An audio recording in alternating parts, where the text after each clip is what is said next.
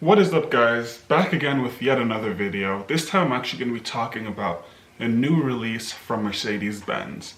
So we're going to be talking about the Mercedes-Benz EQA, which essentially for the most part can be considered an electric variant of the Mercedes-Benz GLA. So a lot of features similar to the GLA, however, there are several features that really sets this car apart, most of which I'm going to go into detail throughout the course of this video. If you guys are new here, definitely subscribe to this channel. You know the deal. Check out all my other stuff. Like this video, support your boy. Still working towards 1,000 subs, so if you like my content, feel free to give it a sub, share it with your friends. I don't know, copy it into the group chat and share that with your other friends. And without further ado, let us start off this video.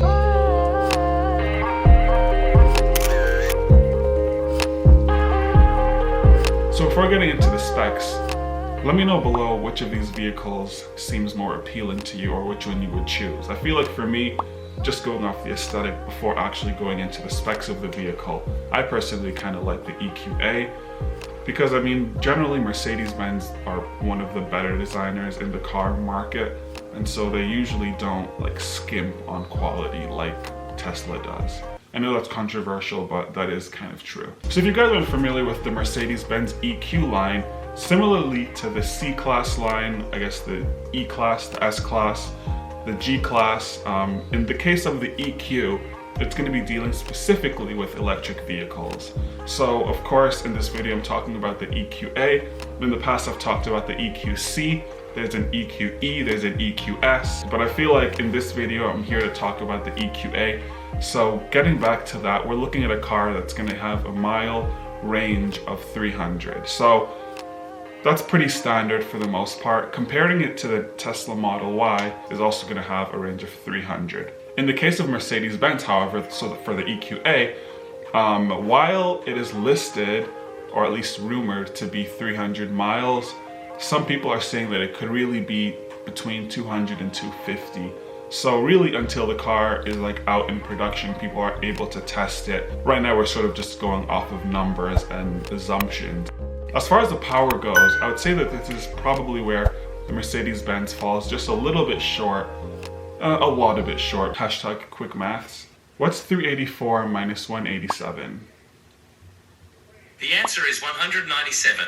So looking at the specs specifically, in the Mercedes-Benz, we have 187 horsepower, whereas for the Tesla comparatively, so the Model Y that is, we're looking at 384 horsepower. So, I mean, if you're looking at cars to compare, the Tesla kind of is a little bit better as far as the specs go. Now, I feel like with Mercedes-Benz, you're partially paying for the name, but you're also partially paying for the quality, because if we're talking about quality, Mercedes-Benz trumps Tesla every day of the week. And lastly, price-wise, comparing the two, for the Tesla Model Y, we're looking at a car that's going to cost $50,000, whereas for the EQC, it's going to be $57,000, and probably rising from there, similarly with the Model Y. And one of the last things I found intriguing about this vehicle is the fact that, similarly again to a lot of other electric vehicles, they've sort of eliminated a lot of the knobs, a lot of the switches, a lot of the buttons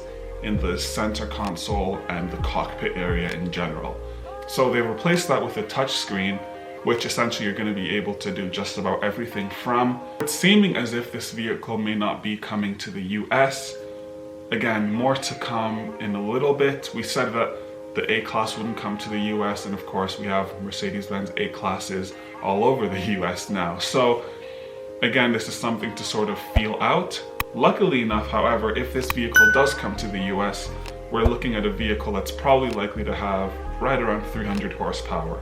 So essentially what they're going to do is take the European variant, which has only 187 horsepower, and beef it up to 300 horsepower in order for it to essentially be able to compete with the Tesla Model Y and essentially other electric vehicles in that general price range. So after going through the specs and looking at the interior and the exterior and looking at all the little features that set this car apart from all the other vehicles, which vehicle between the Model Y and the GLC, not the GLC, the EQA, would you rather choose? Let me know in the comments below. It's been your boy, hashtag the CarSpotter, hashtag Abasi. And that's all for this video. I'll catch you guys next time. Peace.